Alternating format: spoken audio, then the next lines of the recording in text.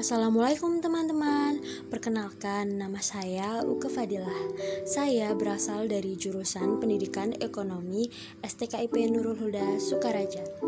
Di video kali ini saya akan menjelaskan materi tentang peran pelaku ekonomi dalam kegiatan ekonomi. Lebih tepatnya tentang produksi dan distribusi. Yang pertama adalah produksi.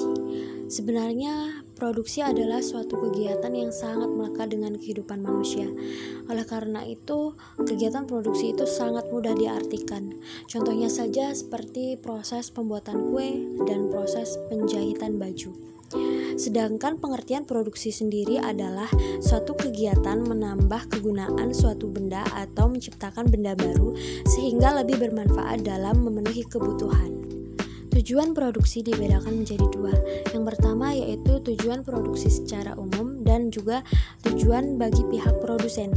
Yang pertama, tujuan kegiatan produksi secara umum adalah memenuhi kebutuhan manusia untuk mencapai kemakmuran. Sedangkan tujuan bagi pihak produsen yaitu untuk meningkatkan keuntungan serta menjaga kesinambungan perusahaan. Selanjutnya adalah faktor-faktor produksi. Faktor-faktor produksi ini dibedakan menjadi 4. Yang pertama adalah faktor produksi alam. Contoh dari faktor produksi alam ini adalah tanah, air, sinar matahari, udara, dan lain sebagainya. Yang kedua adalah faktor produksi tenaga kerja. Faktor produksi tenaga kerja ini dibedakan lagi menjadi 3. Yang pertama, tenaga kerja terdidik, tenaga kerja terlatih, dan tenaga kerja tidak terdidik dan tidak terlatih. Yang ketiga adalah faktor produksi modal.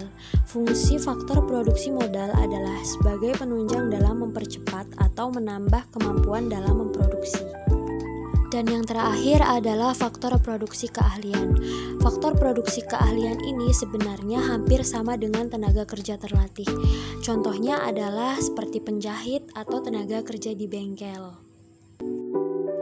Materi yang selanjutnya adalah tentang distribusi. Adapun pengertian dari distribusi adalah suatu kegiatan yang dilakukan oleh orang atau lembaga untuk menyampaikan barang atau jasa dari produsen ke tangan konsumen yang membutuhkan. Contoh dari kegiatan distribusi ini sendiri adalah seperti belanja online atau kurir yang mengantarkan barang tersebut adalah sebagai perantara antara produsen dan konsumen. Orang yang melakukan kegiatan distribusi disebut sebagai distributor. Pihak-pihak dalam kegiatan distribusi dibedakan menjadi 7. Yang pertama adalah agen. Agen sendiri merupakan perantara yang melakukan pembelian dan penjualan dengan perjanjian. Yang kedua adalah makelar. Makelar merupakan perantara yang menjual atau membeli barang atas nama orang lain. Selanjutnya adalah komisioner. Komisioner merupakan perantara pemasaran seperti makelar yang menguasai atau memiliki barangnya. Selanjutnya adalah importir. Importir merupakan badan atau perusahaan yang membeli barang-barang dari luar negeri untuk dijual dalam negeri. Lalu ada eksportir. Eksportir merupakan badan atau perusahaan yang menjual barang-barang yang dihasilkan oleh produsen dalam negeri ke luar negeri.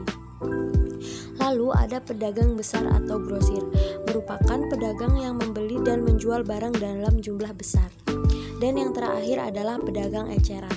Pedagang eceran merupakan pedagang yang membeli barang dari produsen atau pedagang besar, kemudian menjual barang tersebut kepada konsumen.